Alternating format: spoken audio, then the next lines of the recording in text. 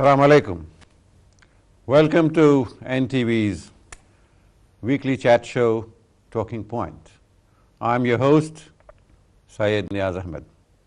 In our studios today, we have a gentleman who has devoted a great deal of his time, and he's still young, towards the development, introduction, and making people in the West aware of what is Indian classical music.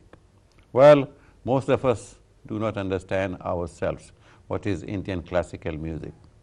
We listen to songs, popular songs, enjoy, and then we forget. Mr. M Ahmed Kaysher. He's in our studios. He's a poet, a fiction writer, a critic, and director of a society for poetry and Indian music. It is called Saudha. He is chairman of Eastern Arts, a media network that fosters online television and a popular online newspaper, Asian Echo. He also organizes Radha Raman Festival, and his bread and butter comes from a work that he enjoys most, working for the local government. In his domain is information and library science. Welcome to the show. How are you, sir, today? Thank you very much. Thank you It's very a much. pleasure and honor to welcome you. Thank you very much for inviting me, and thank you very much for providing such a wonderful introduction. Thank you. Tell us, for my benefit as well as for our viewers, when did this journey began? I mean, how did Mr.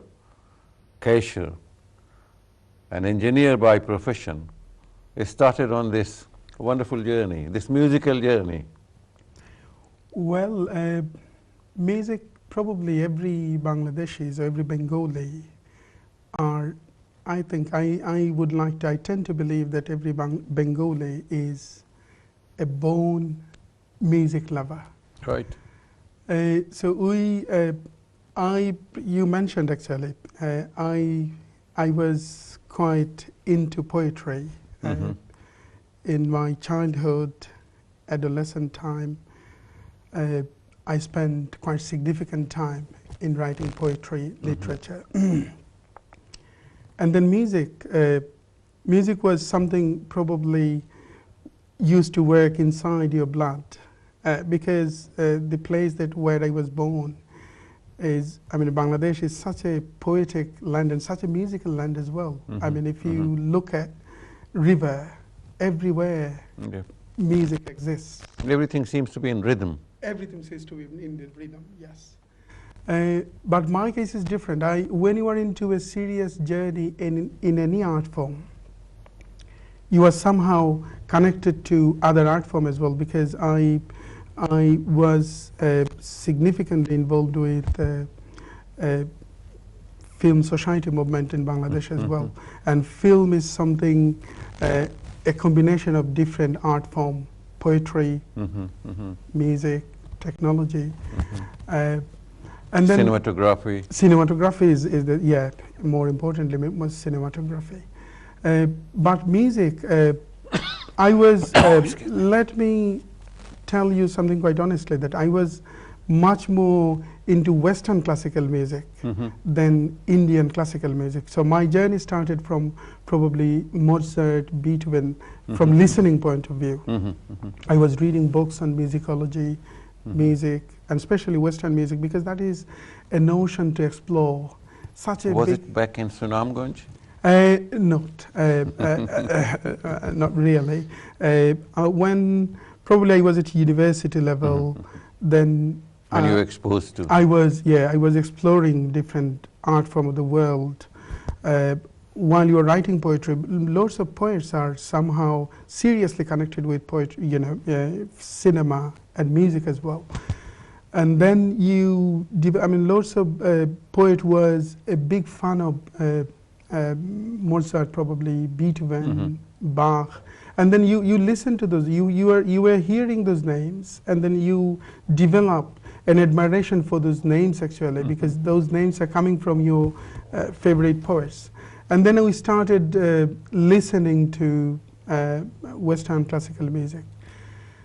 I mean, any classical music is such a notion that you can't say that you understand the technicalities. And but did you study music? No. Well, in informal context, yes, I studied. In your own, in my your own time, mind, yes. It's no in academic capacity, but for my own interest, I was studying quite deeper, profound books on music. I mean, philosophy of music, probably. And then I realized. Who introduced you to that? Because not many people from our country who come here for studying this or that science, and then they don't get attracted to Western classical music. Classical. Well, this is again. I mean, it's. They get attracted to many Western things, but not classical music. Well, we were probably quite fortunate that we have quite a good friends network. So we used to write. I mean, writing was our dream. Well, what triggered it? And then, well, writing was the first dream. And then when you develop a deep admiration on writing and reading serious literature, then probably somebody said, well, do you know, I mean, Solvilo was a great fan of Bach. Solvilo was our favorite writer at that time. Or Kafka was the great writer, favorite writer. And then you think, all right, okay, Bach. And then, I mean, you get those references in many ways, probably, when you're reading. Some would ask, what is Bach? And some would ask, who is Bach? Yeah, well, Sebastian Bach is all-time favorite, all-time great musicians. I always refer, when it comes to Bach, actually, I always refer something which is said by Handel. Is a great evolutionist, he's a great scientist. And then he was asked by a journalist probably, that just tell me, if you'd like to send a signal to the alien, that human civilization is such a magnificent civilization, or that kind of magnificence we achieved through human civilization, what signal we are going to send? What are the one thing probably we can send to alien? And then I was thinking probably he would probably say E is equal to mc square, which is quite normally exhibit the intelligence that we achieved so far. I mean, such a mysterious, such a great, talented scientific work, E is equal to mc square. But quite strangely, he replied something different. He said, just get the whole works of Bach and send that to the alien. That is probably good enough to show the magnificence we achieved as a human being. So Bach is something like this. I mean, classical music is such a, I always say that this is supreme form of art, and for its complexity, for its intricacies, nobody ever can say that, I understand classical music. But this is somehow related to your probably blood, probably your senses.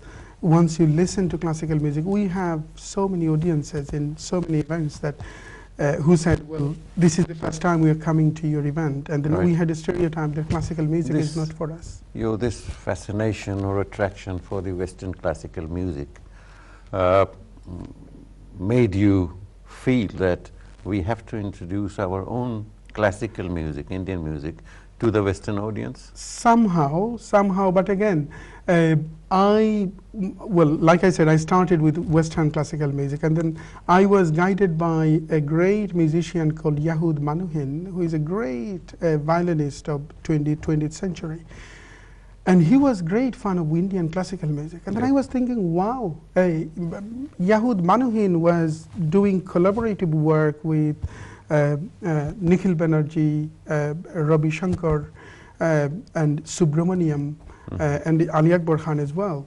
And then I was thinking, how come? And then that makes me to explore a bit more about Indian classical music. And then the more you explore, the more you are in a journey to explore, the more you fell in love with this, because Indian classical music is not as probably systematic as Western classical music, but Indian classical music, although it is improvised, but so much talent, so much intelligent, so much, I mean... Western classical music, to me, I mean, it can be written, isn't it? Yeah, on a sheet. It has to be, yeah. But can Indian classical music be written, or you have to learn it physically from the Ustad?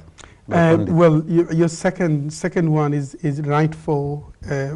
your second option is right for Indian classical music, because Indian classical music, the most part of Indian classical music is like sort of improvisation. Yeah. Even a classical musician who is playing or singing, he or she doesn't know what he's going to play or perform. It is, that's why probably Indian classical music intrigues me in such a big way. I always classify any art form as a work of imagination, and Indian classical music fits in this quite well, quite, I mean, so appropriately, because a musician doesn't know what he's going to play. It is up to his imagination, it is up to his mood. So probably, say for instance, if you ask a musician to play something, play a raga, he's probably starting with any raga of the evening. And he doesn't know what time he's going to, probably he's ascending and descending, ascending through some notes and descending through some notes. Is systematic in one way because he has to follow some construction of ragas, but the arrangement he does so immediately, and you just realize, you just think, wow, this is the path. Probably rarely gone by anybody, and then you just say, wow. Has that got something to do with the gharana, as you say? Yeah, it is. It is. I mean, it is based on actually styles. Different gharanas developed different style. Probably different schools. Different school of art. That brings us to presentation. Your flagship organization, Saudha. Saudha. What is Saudha? We are nearly at the end of this, towards the end of this segment, but we'll continue this discussion to the next segment.